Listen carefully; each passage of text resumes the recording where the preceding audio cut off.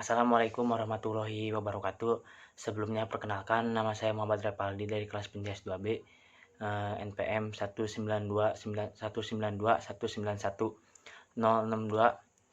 Baik, pada kesempatan kali ini saya akan sedikit menjelaskan atau memaparkan dari isi makalah yang telah saya buat mengenai pengertian keterampilan gerak, klasifikasi keterampilan gerak, dan yang terakhir unsur-unsur kemampuan yang membentuk keterampilan gerak.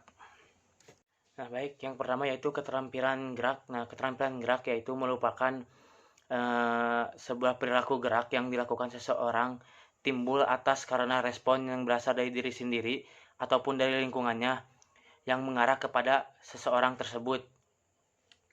Nah, jadi gerak juga berasal dari kita sendiri yang merupakan respon dari tubuh kita.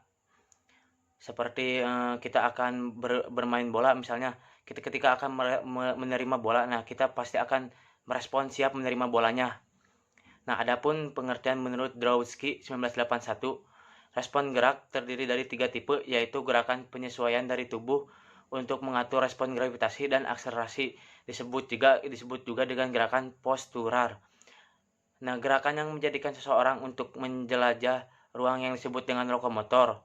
Nah, dan yang terakhir itu gerakan yang melibatkan benda tertentu sebagai objek yang dimanipulasi, yang disebut juga dengan manipulatif.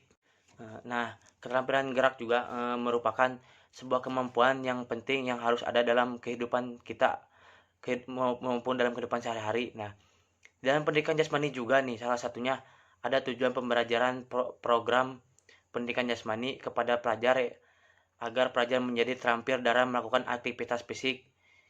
Nah, keterampilan gerak bisa dipilih berdasarkan kriteria yang berlainan, misalnya seperti keterampilan gerak halus, fine atau kasar, gross, sederhana atau kompleks, mendasar atau fundamental, atau tertentu, continue, discrete atau serial, dipacu sendiri oleh self-fence atau dipacu dari luar externally, fast dan terbuka atau tertutup. Nah, semua itu karakteristik tersebut merupakan berimplikasi atas apa yang diajarkan, bagaimana mengajarnya. Nah, seseorang juga ketika melakukan gerakan yang terampil tentu saja harus memiliki keterampilan gerak. Nah, gerakan yang terampil atau skill movement yaitu kemampuan seseorang untuk melakukan gerakan yang benar, efisien, dan efektif.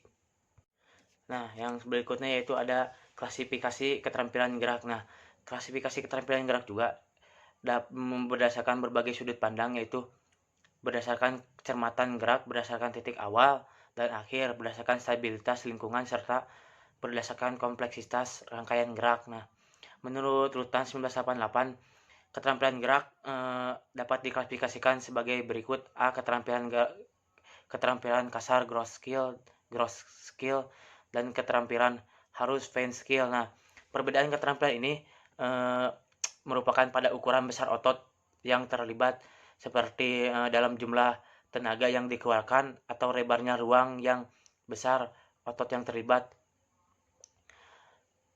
Nah, untuk melaksanakan gerakannya, keterampilan kasar lebih membutuhkan pengorganisasian otot-otot besar disertai pengarahan tenaga yang banyak, sedangkan keterampilan halus lebih mempergunakan otot-otot kecil yang sering membutuhkan kecermatan dan koordinasi mata. Nah, yang selanjutnya keterampilan diskrit juga dan kontinus. Keterampilan diskrit yaitu segala keterampilan yang dapat dikenal saat permulaannya dan saat berakhir.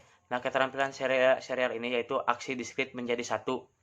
Nah, sedangkan keterampilan kontinu tidak mengenal saat mulai dan berakhir. Nah, klasifikasi gerak ini cenderung dari gejala penampilannya. Nah, dan yang terakhir itu keterampilan terbuka, open skill, dan keterampilan tertutup, closed skill. Penggolongan keterampilan ini berdasarkan seberapa jauh lingkungan yang dapat diprediksi selama peragaan gerak. Keterampilan gerak terbuka yaitu keterampilan di mana lingkungan selalu berubah-ubah atau sukar diprediksi. sehingga si pelaku juga tidak dapat merencanakan secara efektif respon yang serasi, sedangkan keterampilan tertutup merupakan keterampilan di mana faktor lingkungan yang dapat diprediksi.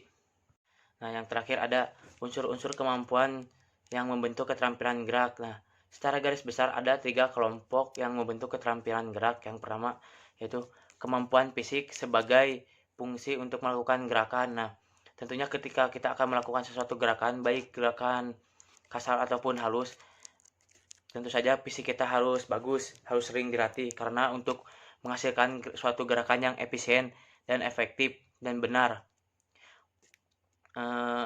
Kualitasnya pun perlu baik agar gerakan bisa terampil. Nah, dalam unsur fisik ini yang membentuk keterampilan gerak meliputi kekuatan, ketahanan, kecepatan, fleksibilitas, agility, power, stamina, keseimbangan, dan kinetic sense.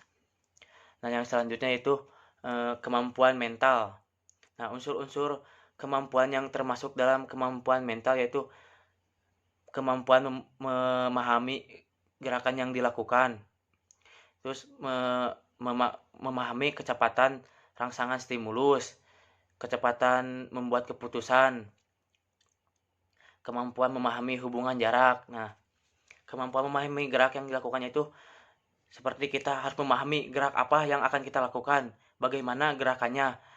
Nah, kecepatan memahami rangsangan stimulus, kita juga harus memahami rangsangan stimulus kita seperti apa.